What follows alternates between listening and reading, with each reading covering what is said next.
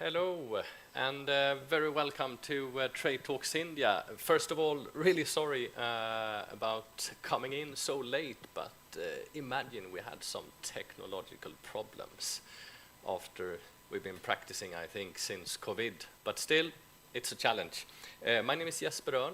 I'm responsible for international trade and business development here at West Sweden Chamber of Commerce, and I stand here with my colleague. Martin Henningsson, also West Sweden Chamber of Commerce. I work in the international business department. And we're extremely glad to have Trade Talks India today, the world's most populated country since about a year, and the fastest growing major economy in the world. And we could see here in West Sweden, at least, that we have a fast-growing interest in India. Also, it's the second biggest incoming population or country to Sweden. A lot of Indians working here in West Sweden. And just briefly, the agenda. We will just have a brief introduction, myself and Martin. Then we will listen to our colleague, I will say, Ms. Sara Larsson, head of Swedish Chamber of Commerce in India. And then Mr. Jonas Olsson at Volvo Cars India Tech Hub, which you might not have heard of. And one of our member companies, I would say both member company here in West Sweden and in India with Sara, Mr. Ranjit Jackley from Kraft Powercom. And at the end, still, I think we'll have time for some Q&As on those presentations. But just very briefly on the region, West Sweden and Gothenburg, which might be of interest. It's a fantastic region. It's the most important exporting region in Sweden, almost 2 million inhabitants, with the biggest harbor in Scandinavia, port, the number 2 smart city, etc. We could just keep on bragging.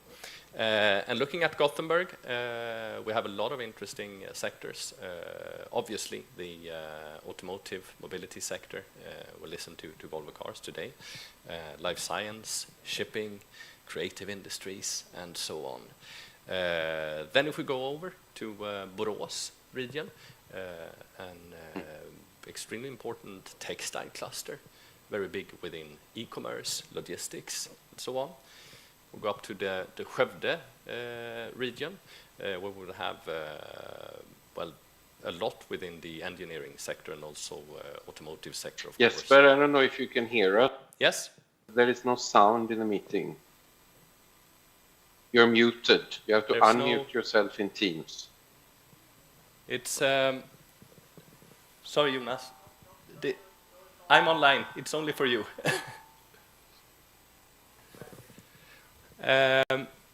Yes, we go on. And up in the Trollhättan region... No, still not, unfortunately. I have sound from Jonas, Volvo Tech. Jonas, it's you in the Teams meeting, but out in for our audience, they have the sound. So you know. Yes, Jonas? Yep, can hear you. Okay, perfect. And then up Trollhättan region, automotive industry, aerospace, engineering. We have the fantastic Bohuslän region for tourism, petrochemistry, etc. And regarding our services, Martin. Many of you taking part today are probably members of a Chamber of Commerce. And through your Chamber of Commerce, you will have access to a whole range of business support services and information. We can provide inspiration and ideas about new markets, knowledge and training. Many chambers run business courses. The Chamber of Commerce is a very good place to share experience and benchmark and network with other companies. And of course, we assist when you are ready to look into a new market globally.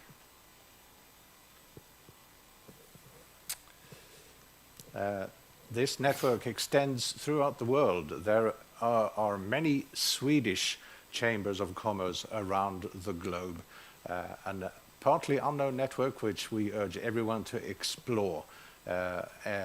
from Mexico to India to Japan to China, everywhere almost there is a Swedish business community. You will find a Chamber of Commerce with Swedish connections as well.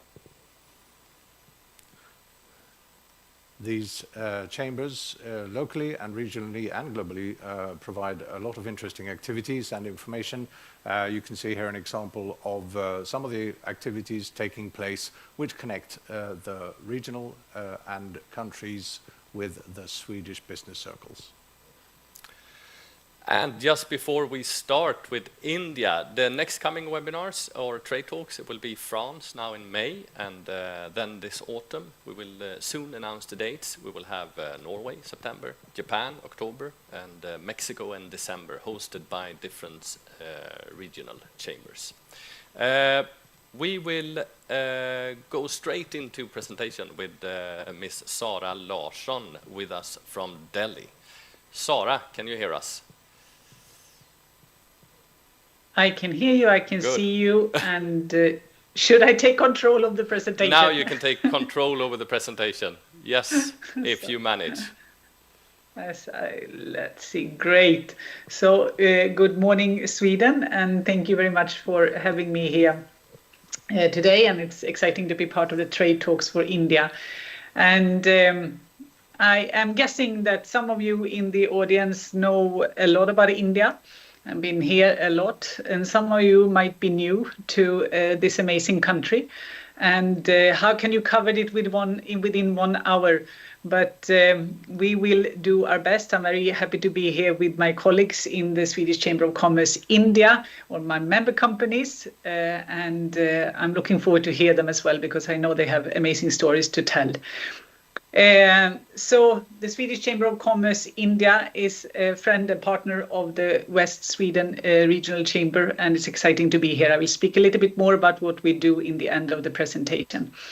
And just to introduce myself then, I'm head of the chamber here. I've been in India for 20 years. I came here with Ericsson in the early after the millennium, when just it was the early start of the mobile networks build up in India. And I remember as we were talking about this in the Ericsson team, I was on the supply side, and we had got tenders from some of the operators in India wanting us to deliver 1 million lines. And there was a massive amount of lines. And a year later, the tenders was on 4 million lines. And now, if you look at India 20 years later, you have 1.15 billion mobile connections in the country.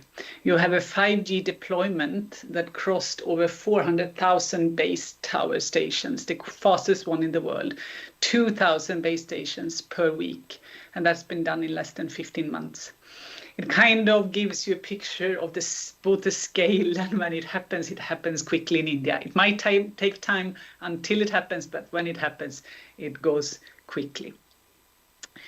So I would also like to illustrate that as I start with a bit of this timeline, which we made up last year when we conducted the business climate survey that we do on an annual basis in India. And in that one, 87% of the companies present, Swedish companies present in India today, about 280 participated.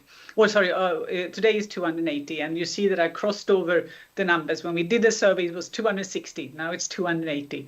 It also shows the speed of the number of companies, Swedish companies coming into the country. But here you have a timeline of when Swedish companies entered the country. And you can see that the industry has been there for over 120 years, with also then many coming in during the 1960s, and then the peak. In the last decade, we have seen over 110 Swedish companies entering the country. And in the last few years, those would be mainly within IT and electronics, industrial equipment, engineering products and sort, and healthcare and pharma. And why is that? Well, we all know now, India is on a growth path, and the country today that is growing in the global economy. And they are on a trajectory to become the third largest economy by 2030, by then overtaking Germany. It is also the 7th largest country if you look at this as the aerial area, and has a population, as we all know, I think now, because it was quite big news when it happened, that has crossed China, so 1.4 billion people. And part of India's growth and story now and for the future is, of course, that they have a population that is very young. 65% is under 35 years old.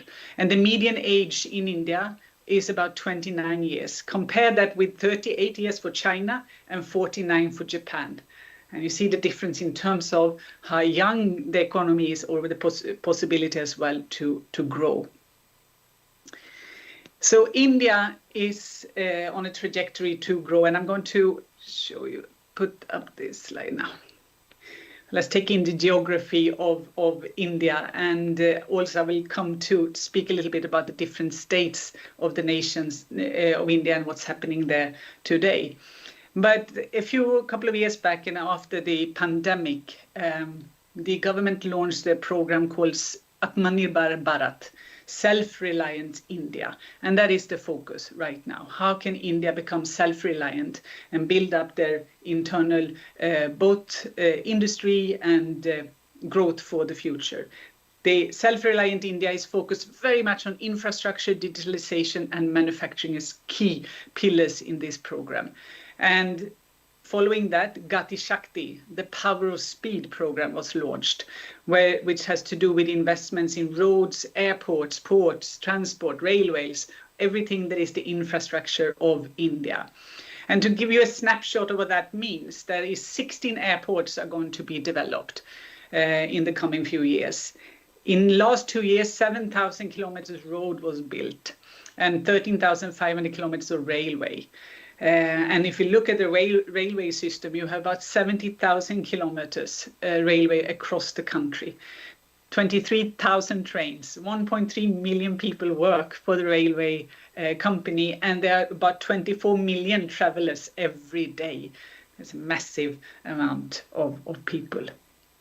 And what this kind of also showing signifies is that we've seen then a spurt in the last few years, an increase in terms of government spending and investments. Actually, in the last 5 years, the amount has 4 times more. They've invested back in 5 years back, it was about $27 billion US. Now it's up on 120 billion. So it's a lot of growth that is driven also today through investments by the government rather than consumption.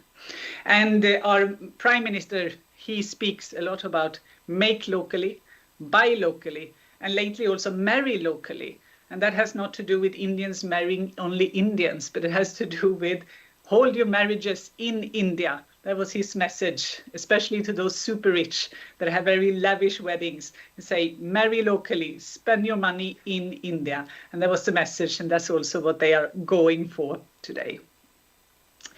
So then, if we look also on inflation, of course, India has been the global economy is impacting as well. We have an inflation or consumer price index that is just about 5% as it is, which is a bit lower. It's been below 6%, which is some kind of threshold in the last 6 months.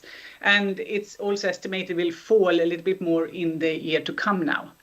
We have natural elections, and that's a big thing, of course. India goes to elections every 5th year, and now we are just gearing up for the national election that will take place between mid-April to the end of May, which is a very long process, but you have so many people that have to go to and throw their ballot. And on the 4th of June, the election results will be announced. And of course, this is very much the focus now of the country and the campaigning and so forth that is going on. And we are observing it as the chamber, we are observing it and follow it. And we will, it also means we cannot really work right now with the government. We're coming back to that towards the fall instead. Now then, looking at, when we look at India, we cannot only look at India as one country. We have to look at all the different states that are there, because they are countries in the country. And just to exemplify that, I'm calling into this meeting from Delhi NCR, where the chamber have the office. Jonas, who will speak after me from Volvo Tech, he's sitting in Karnataka in Bengaluru. And Ranjit from PowerCon. Well, he spends his time between Gothenburg, so your city, and Pune in Maharashtra mainly. So we are spread across the country, and so is also the Swedish business community. But it's important to look at the different states, because the states have to work in a state is to work in a country. So if we look at the states that are the 5 top states that are today standing for about 46% of the country's GDP, it would be Maharashtra on the west side, Tamil Nadu in the south, Gujarat above Maharashtra, Karnataka below Maharashtra, and Uttar Pradesh, where you have up on the northeast side. 46% of the GDP happens, or takes growth and so forth, happens in these 5 states. And looking at Maharashtra, for example, 16% of the GDP is in this state alone. 130 million people live here. And in January this year, they announced that they are aiming to be a 1 trillion economy, USD economy, in the year of 2027 to 28. That is basically doubling from what the economy is today. And they are going strong. And it's interesting to see how they work. We had a meeting with the Maharashtrian government in beginning of December. We do these meetings with the authorities to discuss what we call investment facilitation mechanisms to resolve if there are issues, and also to speak about new investments coming in. We had 21 Swedish companies with us and met the development commissioner of industries from Maharashtra. And companies raised issues from everything from how the waste management system is working in their area to small administrative issues that are actually becoming pain points for them. 2 weeks ago, we had a follow-up meeting called by the commissioner himself and his team to say, how is it going? We need to know, have all the issues been solved? And I was happy to report that most of them were resolved because of the active intervention from his team. And I think this is something we see more and more, a very proactive and active engagement with the authorities to resolve those issues that are there. Karnataka, where Jonas is sitting, and I will leave him to maybe mention some of that, is of course a tech center, IT center, innovation. You have a lot of center of excellences, manufacturing happening there too as well. 900,000 MSME registered in the state, and a lot of things happening. Tamil Nadu is growing because it's also a place where you have import from China coming off from that side, and a big port. We see a lot of manufacturing companies looking at Tamil Nadu as a very real option to set up their presence in India. And Uttar Pradesh, we don't have much there, to be honest. It's a big state. And the part that is mostly the growth in is what's connected to Delhi as well, in the Delhi NCR area. So then, that gives you an idea of the states of India. If you look then at the future and what's happening here, I choose this quote for today. There are 5 key focus areas where India strives for sustainable growth: wind, water, technology, innovation, and entrepreneurship. And this is Roshni Malhotra, who is the chairperson of HLC Industries, and she is the first chairperson or chair leading a listed IT company in India that is also a woman. And I agree with that these areas are very, of course, important for India in the future. During the presidency in the G20 last year, they spoke a lot about setting inclusive growth with emphasis on women empowerment as part of the vision for the future. And to see women more engaged and actively and gainfully part of the growth in the country is crucial for the future. We work a lot with that within the chamber, and I will touch upon that in the end as well. Water, I let that represent some of the issues of India, which is also that comes with the climate crisis or the climate situation we have in the world. Water is a scarcity in many places in India, Maharashtra, not at least in Maharashtra. But lately, in the last month, we have seen Bangalore, where Jonas sits, having a severe drought and lack of water due to urbanization, due to the growth and due to the massive reduction of water spread area, also that untreated sewage and industrial effluents are being let out in the water that is there. So there's a great need to come in with sustainable solutions and develop sustainable solutions for water treatment, water conservation, amongst other things in the climate sector. Technology, also something, of course, India is on fire on. They are focusing on emerging technologies, artificial intelligence, blockchain, and the Internet of Things. And we see that happening fast, both in industry and in public spheres. I was mentioning that there are 16 airports being built in India. Digiyatra is a new system coming up, where you can just go through with your boarding pass, all based on biometrics and so forth. You don't have to meet or speak to anyone on the way, but is being implemented in a number of airports. Innovation. Much is happening in India. We see Sweden has been in top of the global innovation index for years. India has risen up from position number 81 in 2015 to number 40 in 2023. And there's much happening within this. And then, as Roshni mentioned, entrepreneurship. It's a key area of really important for India in different ways.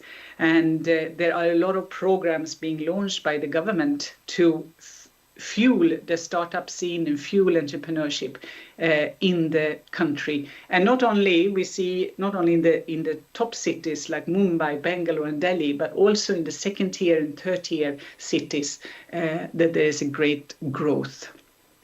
And it's estimated that the startup landscape produce about 1.25 million direct employment opportunities.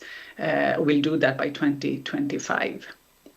I also, in order to see these things, to really build the technology, innovation, entrepreneurship, and so forth, what India sees as being the pillars or drivers that is, as we mentioned before, manufacturing.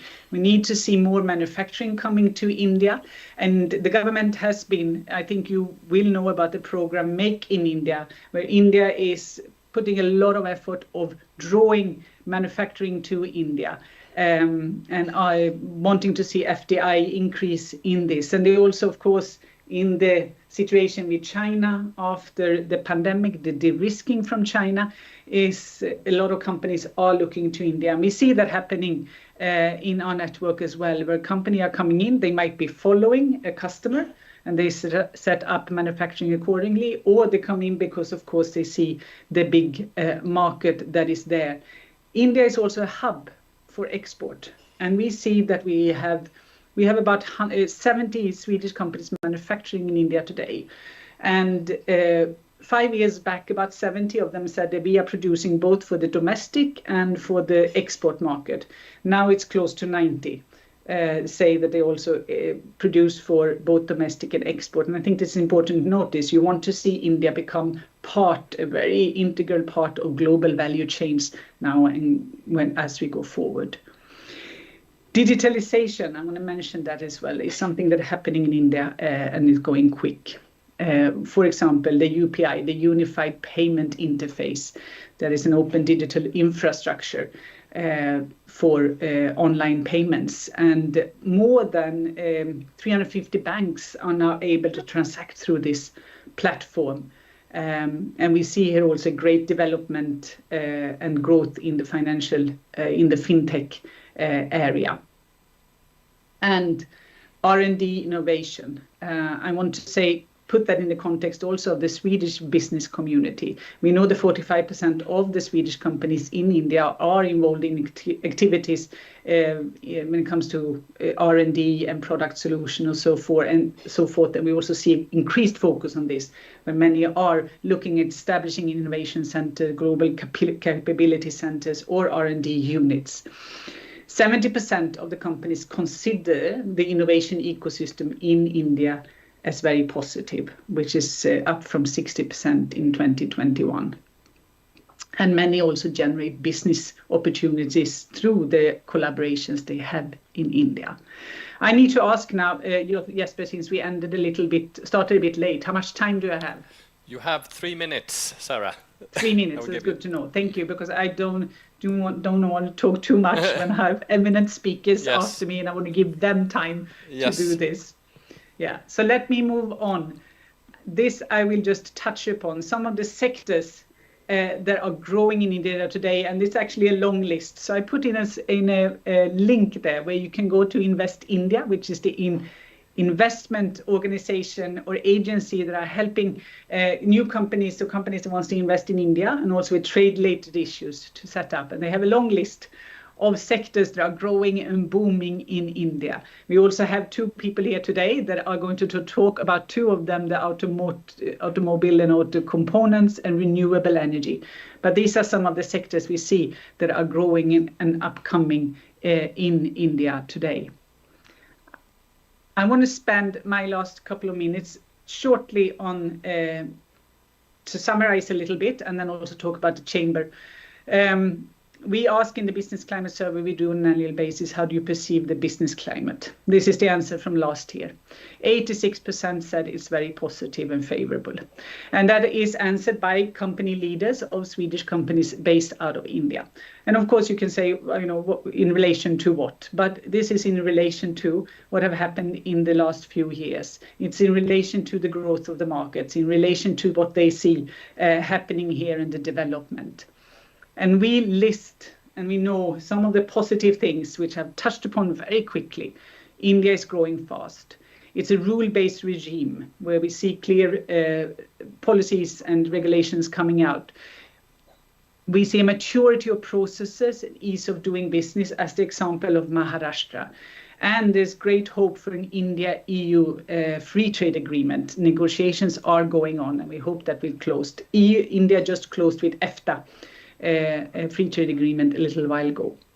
On the question marks and what are tricky, quality control order is something that's sailing up as a big problem. That has to do with India identifying standards for their products or for products that are sold in India for health and safety reasons. But this leads to an extra certification process that can be very tricky to do, and it will take time. So this is something that many sectors at the moment are being impacted on, and they are slowing down, both slowing down the growth of companies, and it also puts pressure on localization.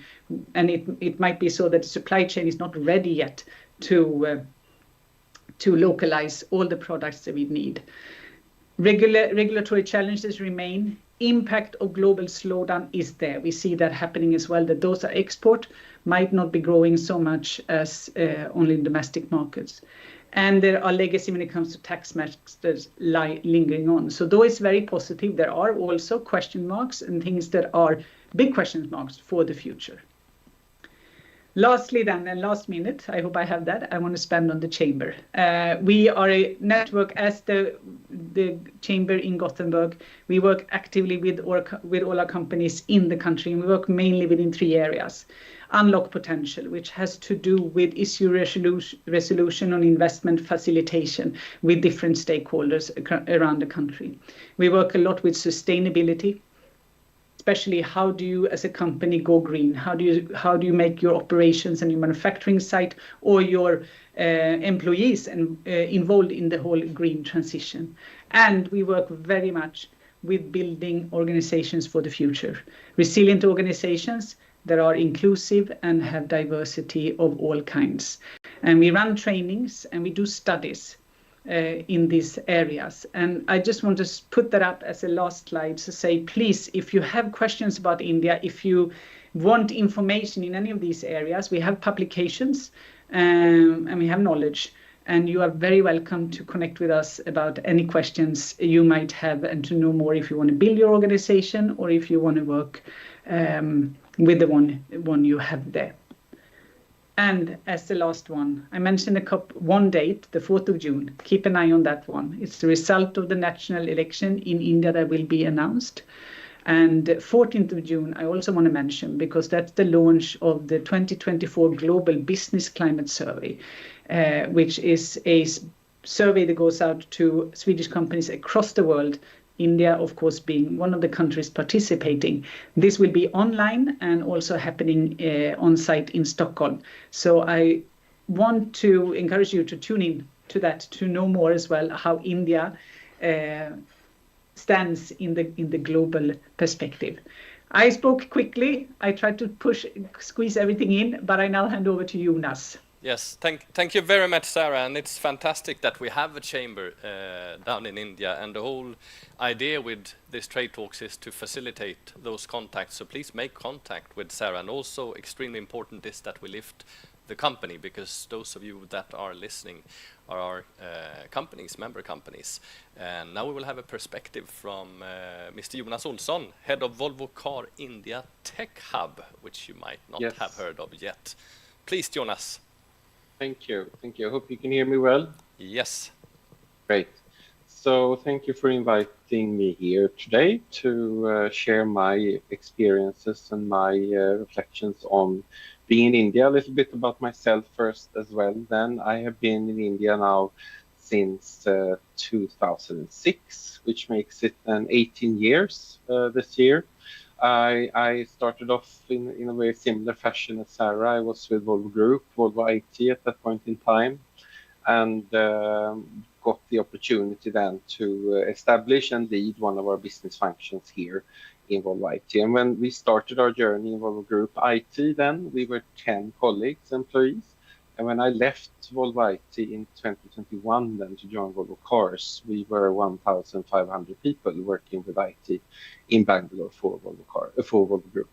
So it was a tremendous journey to have been part of, and I'm then very happy now then to be part of making a rather similar journey, but for Volvo Cars then.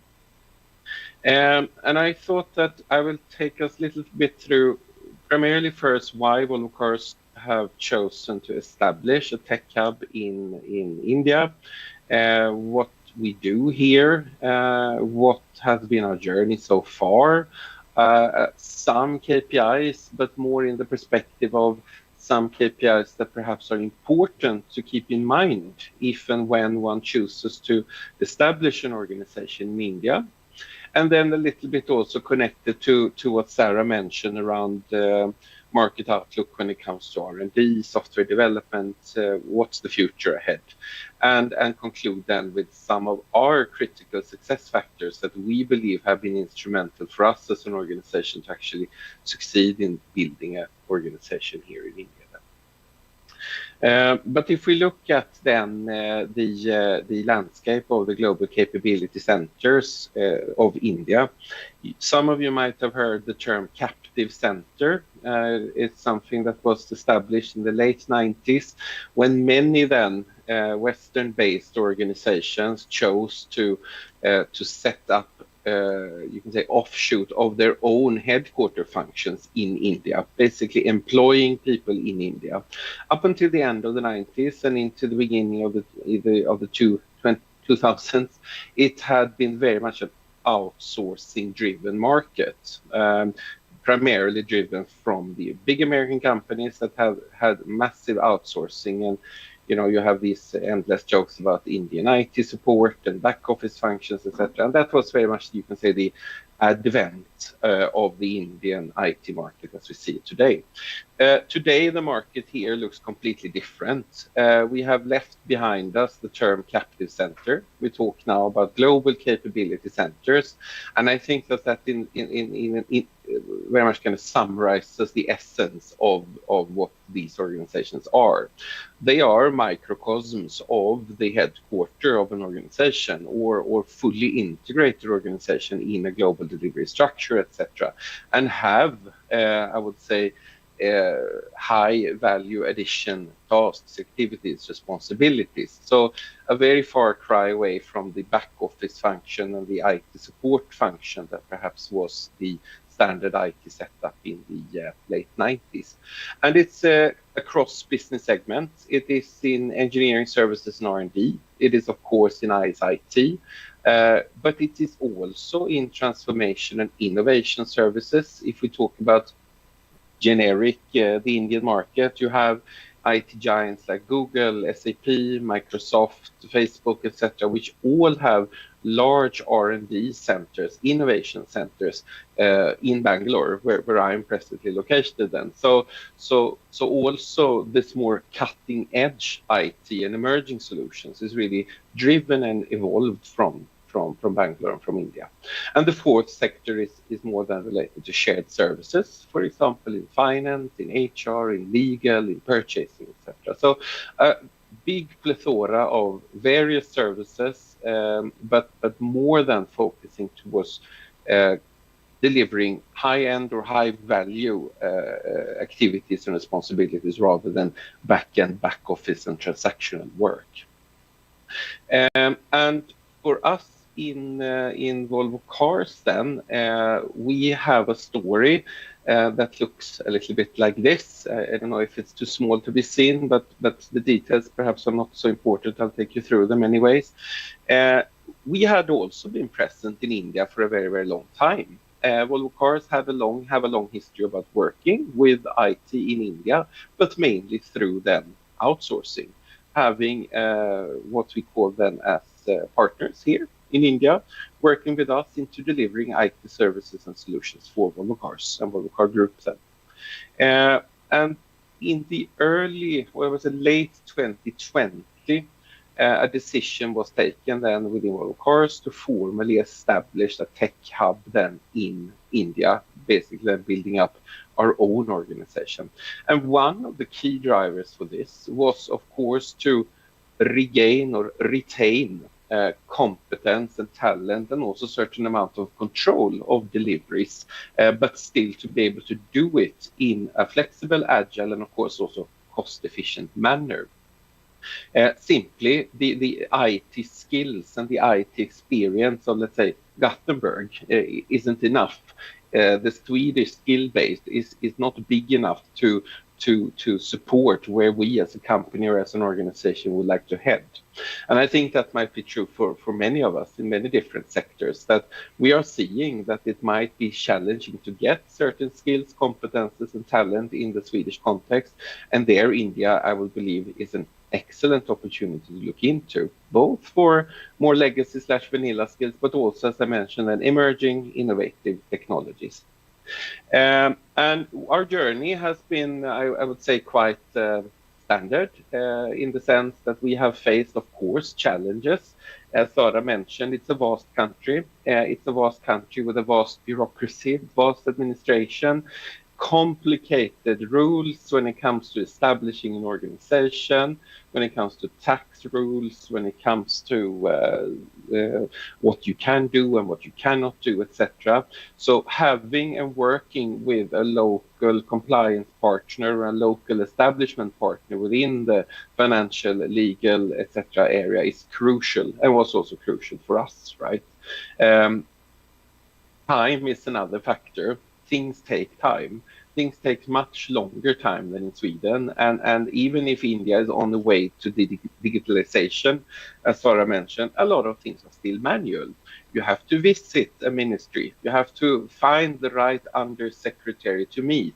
You have to sign, stamp, shake hands, etc. Right? So even if the digitalization has really exploded in the past, some things, especially dealing with government of India, can be time-consuming and rather manual. So that should not be underestimated, I believe. Another, I think, important factor to factor in when one wants to establish an organization in India is, what is the purpose? What do you want to achieve? What are your main drivers for doing this or taking this journey? You know, is it primarily to save cost? Is it primarily to get access to talent? Is it primarily to have a more flexible supply of competences? What is most important for you, right? Because depending on what your answer is on those questions, that will also impact, for example, where in India it would be most suitable to establish oneself. Sweden is a rather homogeneous country. India is 20 countries in one, in many ways, right? With different state rules, different kind of approaches towards infrastructure, different access to talent, etc., etc. So understanding why you take a certain journey or why you take certain decisions will definitely support your establishment in India long term as well. And I touched upon it, but for us in Volvo Cars, it was basically these three lead words: scale, access to workforce, and competitive cost. We see that at the scale that we need within Volvo Cars to actually get access to talent, as I mentioned, the European talent market is simply not enough.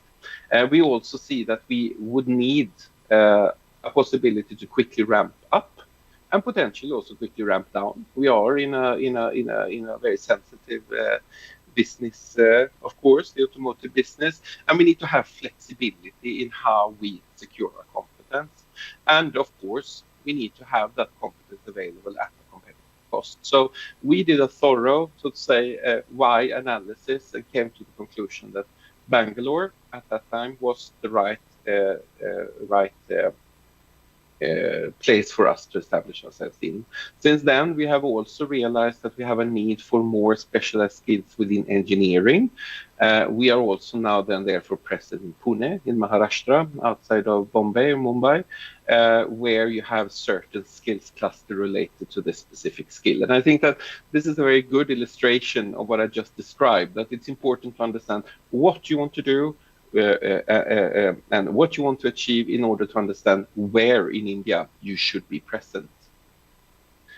And I also mentioned some of the KPIs, and I don't think that I've put them here just because to showcase our KPIs. I put them to just highlight what I believe are three very important factors when you set up an organization or company in India.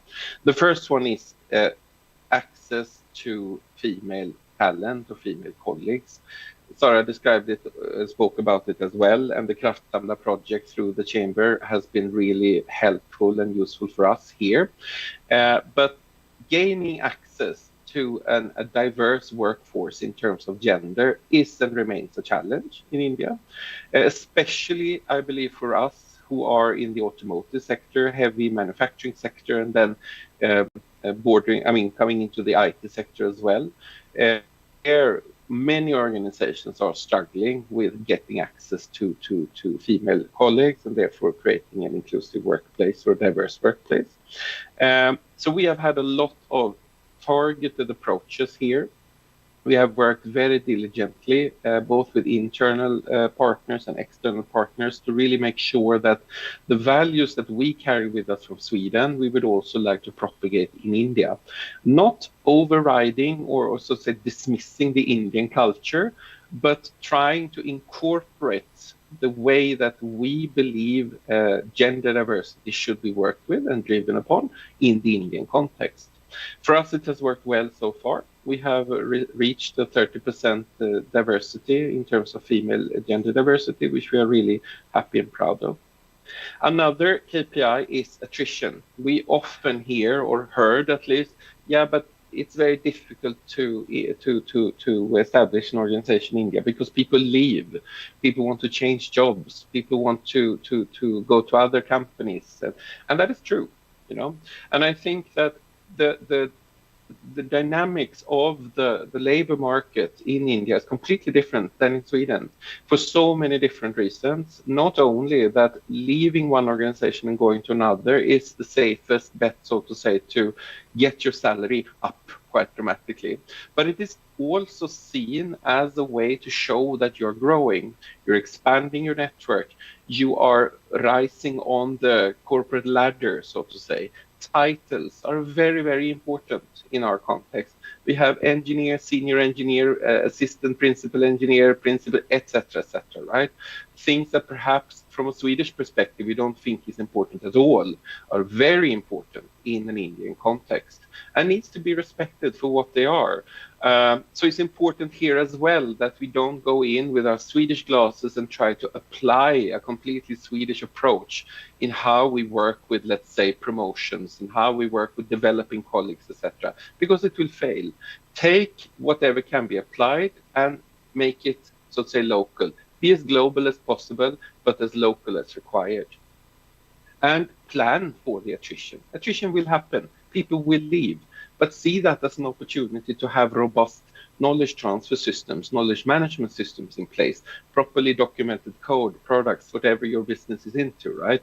So I think this is something that is a fact, but it can be managed, and it should be managed in a proper way, I believe. And the third one is the importance of actually retaining colleagues through active engagement with our colleagues, working constantly with how do you build the loyalty towards the company, towards the brand, etc. Also here, the expectations from the Indian colleagues are quite different from in Sweden, where perhaps a fredagsfika is, so to say, an enough motivator. We work actively with cultural programs, corporate social responsibility, trainings and development, fun activities, book club, sport club, etc. All of these things have been created to keep the engagement up and to build the loyalty towards the company. Because also keep in mind that, and it's a very, very practical thing, but commute times can be very, very long in India. Someone takes perhaps 1.5 hours or 2 hours one way to reach the office. So when our colleagues reach the office, we want to give them the best possible, so to say, feeling about being in office, to motivate them to come and to work with us. So engagement, another extremely important pillar to success, I believe, in the Indian context. Then I'm going to leave a little bit Volvo Cars, and I think that the brand names are not so important here, but I think that recently we have seen, and just the other day, BMW Group actually announced a new investment together with Tata Technologies, another Indian IT company, of setting up 3 different hubs in India related to software engineering and product engineering. And I think this is a very big trend. You have many of the automotive giants present in the Indian market, spanning across many of the key capabilities. And that's what I mentioned in the beginning as well, moved on from back-end services, so simple validation and verification and testing, etc. Now actually driving the innovation for new products, working with battery management, telematics, connected cars, connected vehicles, etc., etc. Simply due to the fact that the access to talent and the quality of talent is significant in India. As Sara mentioned as well in the beginning, it's a big country, and hence also the distribution or the footprint can look very differently, as I also spoke about. Here in Bangalore, we have Volvo Group, another Swedish, perhaps well-known company. We have ABB, we have SKF, we have Ericsson, we have IKEA, and we have plenty of other organizations as well. Then, of course, contributes to a quite thriving, I would say, Swedish company business climate, which it's really a pleasure to be part of. And to sum up then, I have listed our, let's say, 11 critical success factors. Maybe some of them could be a good takeaway for some of you as well, right? Starting with really then, have a vision. Why are you taking this journey? What do you want to achieve? As I mentioned in the beginning, I think this is really crucial because having this vision will be your backbone when you hit obstacles and struggles, both internally and externally, dealing, for example, with government of India or different kind of rules and regulations that might be difficult to overcome. What is your vision? What is it that you want to achieve? Have the management commitment and support to this change or to this expansion or to this innovation adventure is really crucial, because if you choose to invest in India, it will require active engagement, and it will require also a long-term engagement, given the potential financial investment that one has to do to actually establish oneself in India. Communicate openly and transparency on various stakeholders in this change or in this journey. I think that the days should be gone where establishing a function or an organization in India should be seen as a threat to existing jobs in Europe or in Sweden.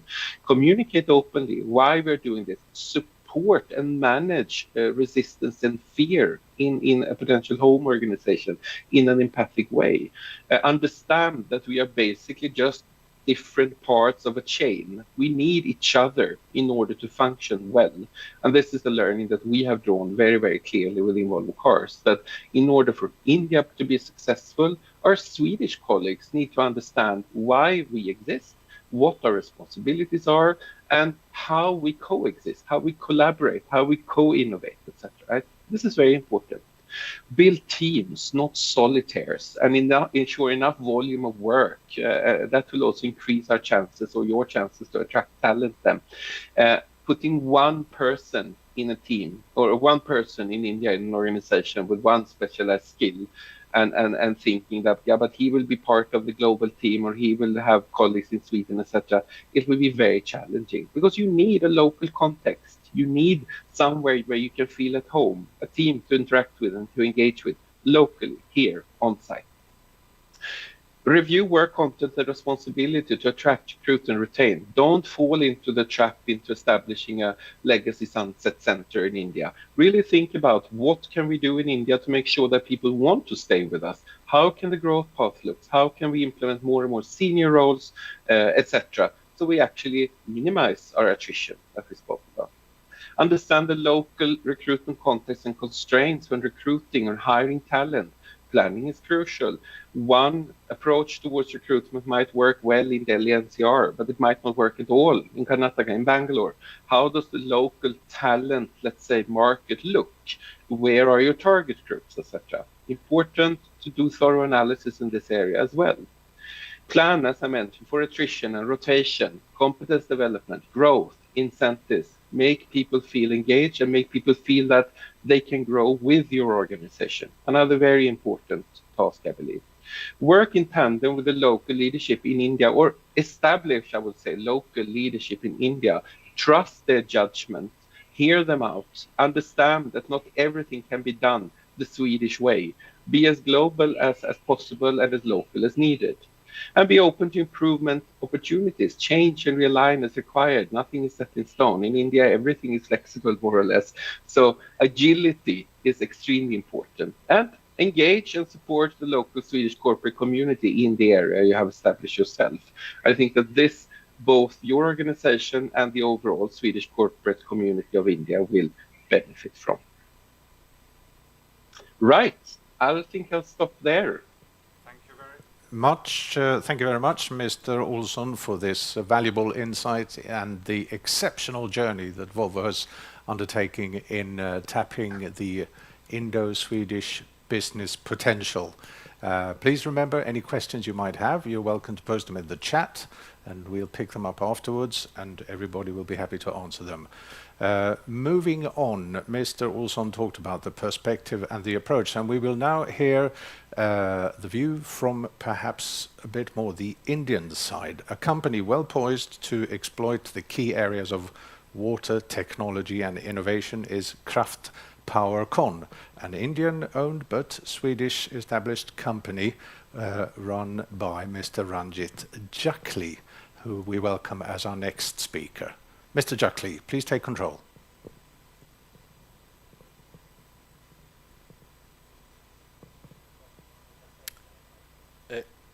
You are muted. You are muted, Ranjit. Oops, sorry about that. Perfect. Okay, hopefully you can hear me now. Yeah, thank you. So thank you very much and good morning to most of you in Sweden. I believe I've heard from some of my colleagues back in Sweden that it's winter all over again. So I don't want to make you feel bad, but just to give you a color of how we are seeing things here in India, it's actually, we have a reverse problem. We are now approaching close to 40 degrees in many cities here in India. So it speaks of the differences, right, between these two places. So it was very interesting to hear Sarah and Jonas, and especially from my perspective, when I've been born and brought up here in India, and then I traveled to Sweden on work and have been living in Sweden now for the most part of the last 10 years.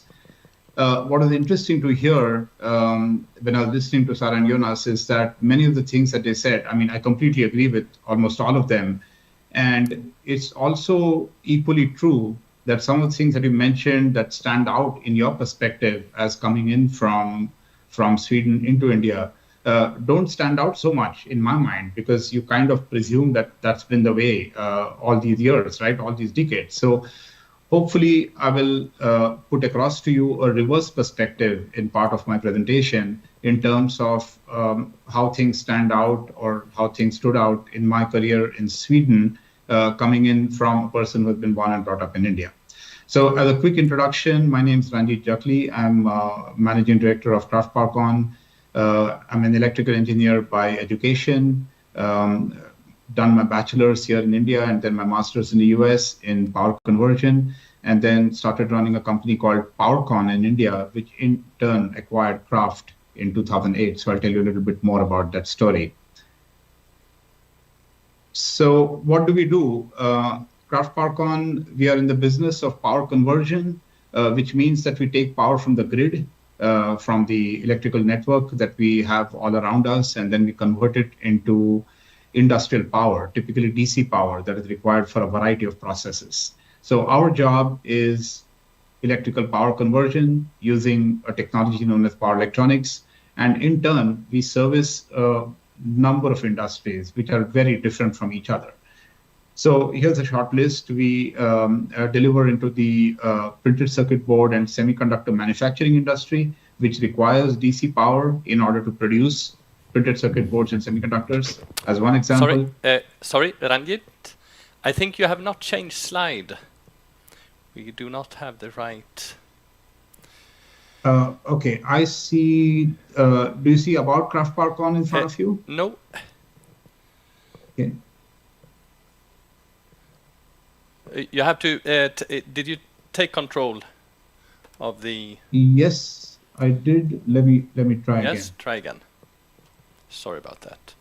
Yes, now we have Kraft Parkon and perfect about Kraft Parkon. Thank you, Randy. Thank you for that. Yeah, thank you. So so we are operating in very diverse areas, as you can see in the bottom bullet of this slide. Printed circuit boards and semiconductors is what we just spoke about. Then we have, the very interesting application that has all of a sudden in the last few years become, I would say, the number one focus area for us and for many other companies around the world, which is production of green hydrogen, where you use a process known as electrolysis, which in turn requires DC power. And our job is to deliver DC power to the electrolyzer, which in turn produces hydrogen. We are also in the business of cleaning air by powering what are known as electrostatic precipitators, which clean or take away dust from industrial air. So for those of you who live in Gothenburg, whenever you pass by the Renova waste to energy plant as an example, you will see a big box out there, a trapezoidal box, which is an electrostatic precipitator, and its job is to take away the dust when you burn the waste. So we power those too. Then we have some traditional applications like surface treatment and coatings, which we call as metal finishing. We have also been involved very much in what is known as a ballast water treatment regulation in the marine industry, where we deliver power supplies for cleaning water on board ships. So there is a regulation which now requires every ocean-going vessel to have an onboard water treatment system, which in turn ensures that the ballast water that you pick up and discharge into oceans around the world do not cause invasive species to end up in non-endemic areas. So that's been a very interesting journey over the last few years too. We are now on board about 4,500 ships around the world. And then we also manufacture UPS systems in our other facility in Växjö in Sweden. So as a company, we have interesting history. So it's Kraft, the Swedish part of the company, was born as a battery charging part of Tudor back in 1935 on the E45 north of Gothenburg, about 15 kilometers north of Gothenburg. And over the years, it has been owned by several companies like Fiskars and AGA, etc. And independently, PowerCon India was born in 1971. So we're just over 50 years old, the Indian part. And then we came together in 2008 as one single company as Kraft Parkon.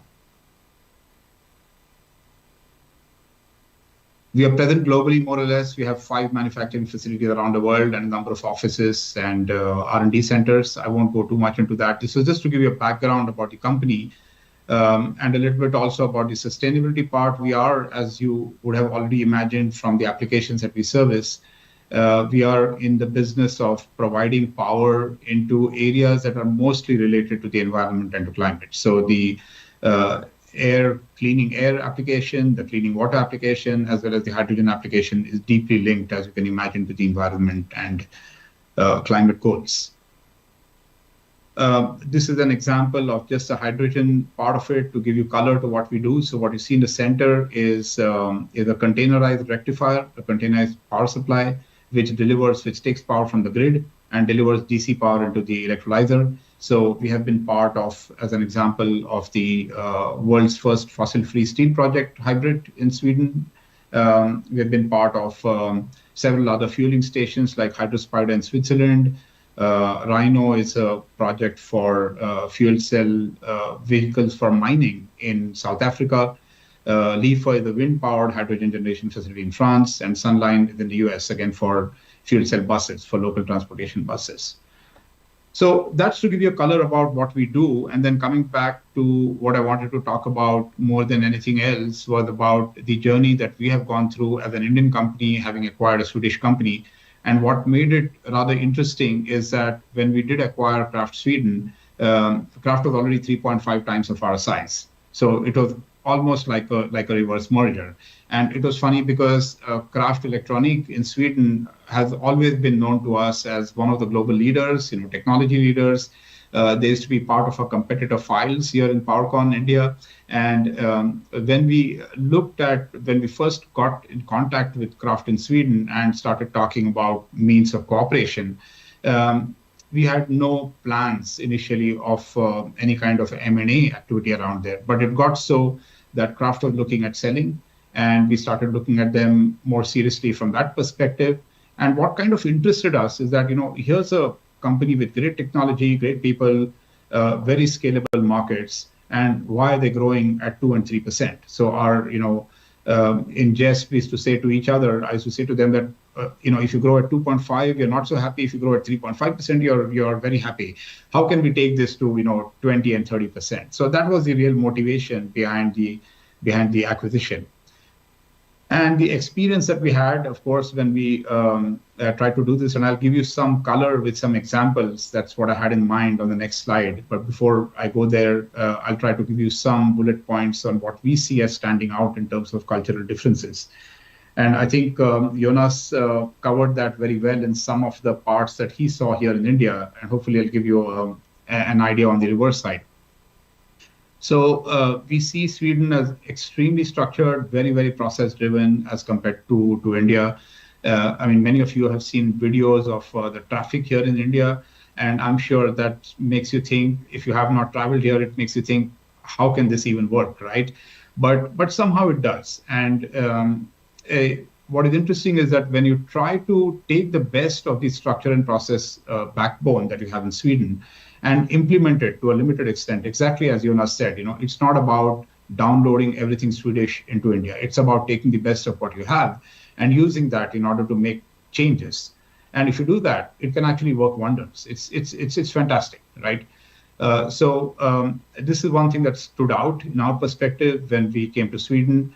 What also stood out was the open communication between people at all levels. And I think that this is more specific to Sweden, even as compared to Northern Europe. You take, for example, many companies in Germany have still quite a hierarchical structure in terms of communication, while in Sweden, a young R&D engineer who's been employed in the company just a few months ago can go and talk to the CTO or the CEO and talk to him or her about an idea that they might have, and that will be taken seriously, which is fantastic. Again, which is something that is worth learning from and absorbing, and we've tried to do that in some way.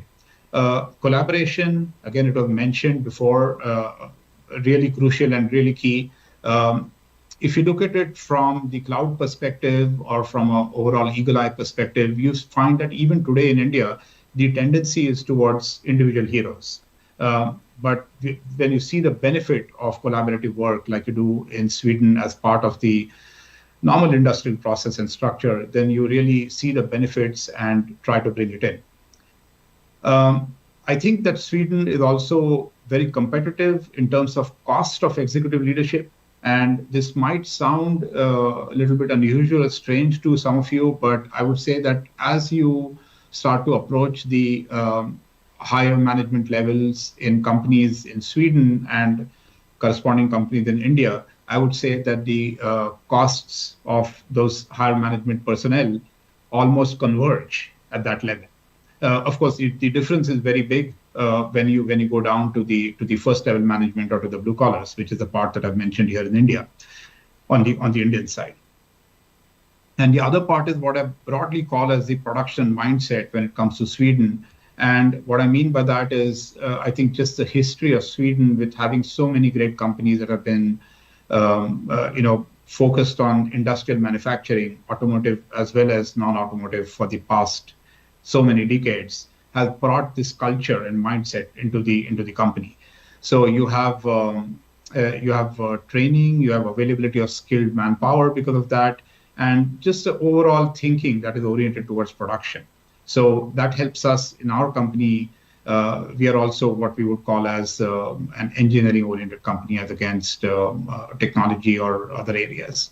So on the Indian perspective, what stands out, if you compare it to the Swedish perspective, I would say. So I'm now looking at what stands out in India as compared to what I could see in Sweden, and that's the energy, right? So there is this energy around here where, again, as a joke, I would say that as long as things are going smooth and everything's fitting into the structure, things work great in Sweden.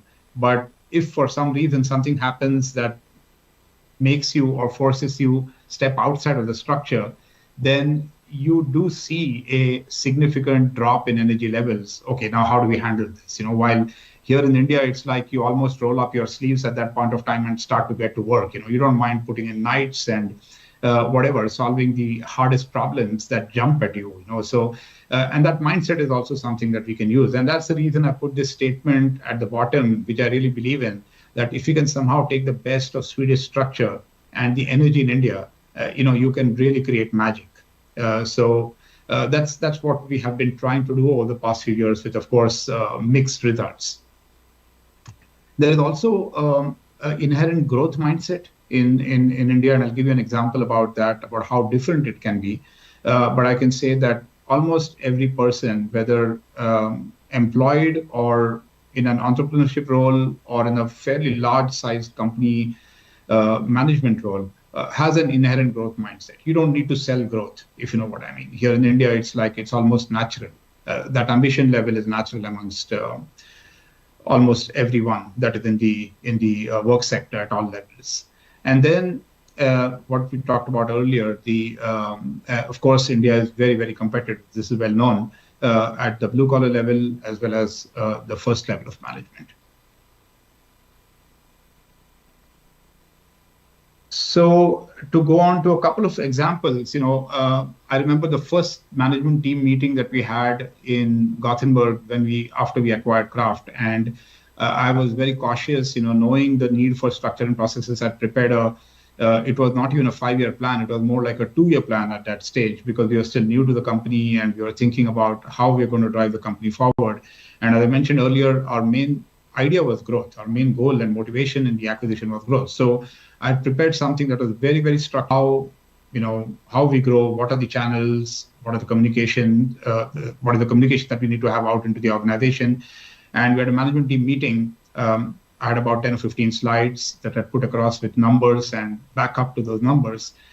And after the 30-minute presentation, one of the management team members, Matt's a good friend who's retired just a few years ago after 35 years at Kraft, he said, "Ranjit, why?"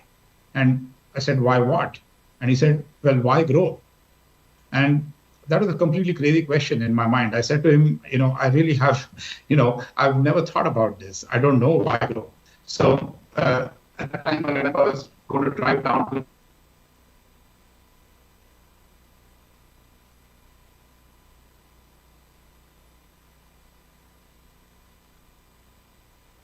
Shan, we have a problem with the sound here with you, Ranjit. See here. Then I ask Jonas and Sara, you can't hear Ranjit either, can you? No. No. We have a problem with the connection, Ranjit, suddenly.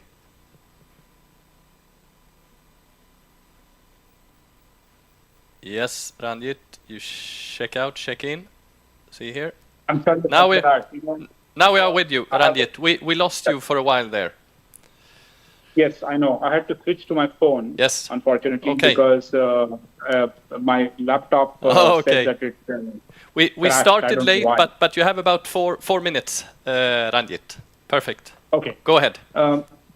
You might have to help me with the slide because I've joined in from the phone now. Unfortunately, because my laptop doesn't work anymore. Okay. Then we. So if that's possible for you to take over, that would be great. We'll see here. Robert, our technician, he's putting up the slides. Yes, now you have leverage cultural differences. You can see it, Ranjit. Yes, not yet, but maybe in just a second. If you go ahead. Click ahead, Robert. I will tell you.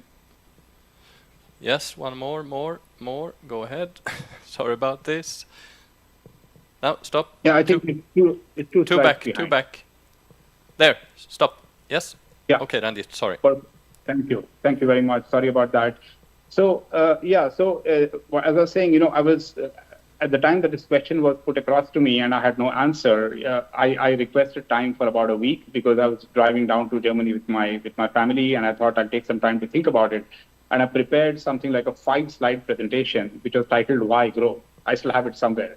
And I didn't realize it then, but it was a very important step in this entire process where there was a need to convince management about why grow. So there was, of course, aspects about what it means from the personal point of view, how do you handle risk, stuff of that kind. I mean, these are educated questions. But what is new to me is that you have to actually talk to someone about why growth is important, why growth is fun, etc. So this was really a learning thing for me, and I think the outcome of that 5-slide presentation made a big difference in our growth in the coming years. I mean, effectively, we grew the company about 7 times over the last 14 years. So it has been a growth mindset finally. Another example that I wanted to give you in respect to the cultural differences that I mentioned earlier is the management of the Indian company. So we were quite humble about this acquisition. And when we acquired the Swedish company, although the Indian company was the parent, it was a smaller company as I described. So we wanted to learn from what the Swedish company was doing good and bring it back into the Indian company. And one of that was structure and processes. So what we decided was that one of the best ways of doing this would be to get part of the Swedish team to move to India on a expat assignment for several years in order to bring the atmosphere of structure and processes into the company. And I can tell you, it's a long story, but I can tell you that it has been really bumps and ups and downs in the process, which at the end of about 5 years have resulted in a significant positive impact on the Indian company. But it has not been an easy journey. Exactly as Jonas also described, there have been challenges in terms of being able to not just implement processes, but to make people live there. So it doesn't have to be, it cannot be just a piece of paper, but how do you actually live it? How do you improve it every day? So this has been a very interesting challenge over the years. The budgeting process is also another big difference. Prior to Craft in India, a budget session or a sales meeting that you would call it would be something like an off-site meeting in a place like Goa. I think many of you may have heard of Goa. It's like a beach town in the western part of India, a party place and we would have get 40 or 50 salespeople and walk into the room and say, okay, next year we will grow by 25%. And everyone would go, yeah, and go off and have beers, and after that nothing much would really happen, right? While in Sweden, again, it's a question of not only how much, whether it is you grow by 25% or maintain your revenues or grow by 5%, it doesn't matter, unless it was backed up with some pointers, plans, and some structure around it. It made very little impact, and people are very open about saying so.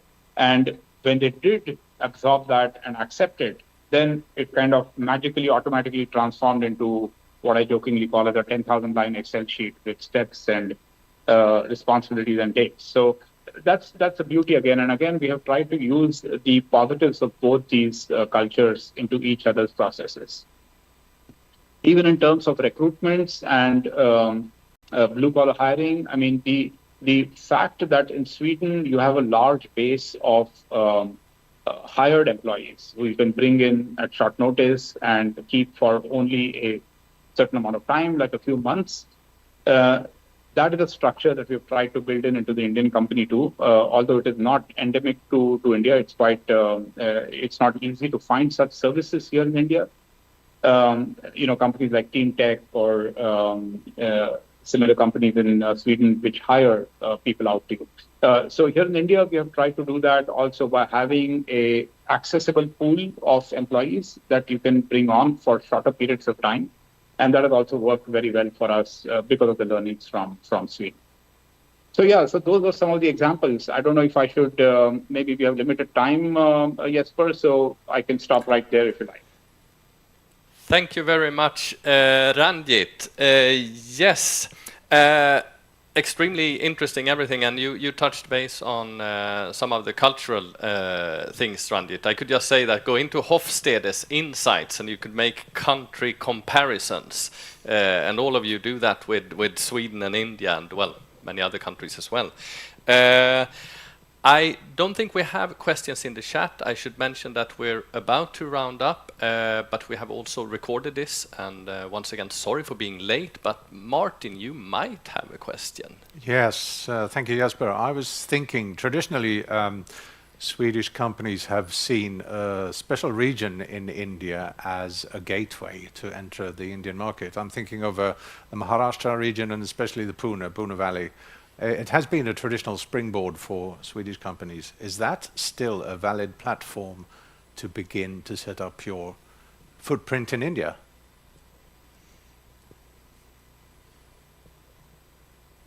Yeah, yes and no, I would say. I mean, I think that, I guess you think about SKF then, for example, and I think that Pune very much remains, I think, a center related to heavy machinery, manufacturing, engineering, etc. But there are definitely other possibilities of springboards in India these days. I mean, Chennai in Tamil Nadu, as Sarah also mentioned, I think is very much coming up as a new hotspot for engineering and R&D and automotive skills as well. So I think that probably it could be a gateway to India, but there are several gateways to India these days. Thank you. Maybe I could give you a perspective from Pune because we are headquartered in India in Pune. And one of the reasons, historical reasons why Swedish companies have been very strong in Pune is that you have an interesting setup where Alfa Laval, Atlas Copco, and Sandvik are located right next to each other on the Pune-Bombay old highway, or what is known as the old highway. Now we have a new highway that bypasses all of that. And they have been there, I don't know, Sarah, you might help me, but probably 60 years or 70 years or something, some fantastic amount of time. So that has built up a strong connection between Sweden and Pune. And we are, of course, proud to be there. But I completely agree with what Jonas said. I mean, I don't think Pune in any way is more relevant than some of the other cities that we mentioned today, Bangalore, Chennai, Delhi, maybe. One of the challenges in Pune, I can add, is actually recruitment. It's not easy to get talent because there's a lot of competition. Attrition was mentioned earlier, and that continues to be a challenge in a place like Pune. So there are pluses and minuses, I would say. Thank you, Mr. Jackley. Thank you very much. I think we could go on with a lot of questions, at least from my side and Martin, but time's running up. And once again, I want to mention that this has been recorded. It will be published, and we will also send presentations in thank you mail. And just like summarizing, once again, one just realized that we talk about the whole civilization, starting up with you, Sarah, on just the regions. There's many huge countries inside India, so please make contact with us and Sarah for question where to start. And also both Jonas and Ranjit, thanks for sharing your experiences, and we could just see that on competence skills India is a huge resource in India, but also as incoming, because incoming people from abroad, the biggest group, these are Indians here in West Sweden, Gothenburg. Fantastic to hear about your initiatives, Sarah, like Kraftsamla for equality, something that we work with here as well. We have been talking about this, something called Styrelselistan, for example. Extremely interesting to listen to our member companies and your perspectives. So many thanks for joining us. And just like finalizing, next coming webinar will be on France and hosted then by Norrbotten Chamber of Commerce. And that you just please contact your regional chamber for any questions regarding assistance on international markets. And of course, our colleagues out there, like Sarah. And I'm sure you can also contact Ranjit and Jonas for some advices on the Indian market. So that's all, isn't it, Martin? Yes, thank you very much, everyone who has been here today and shared their valuable insights. Thank you very much.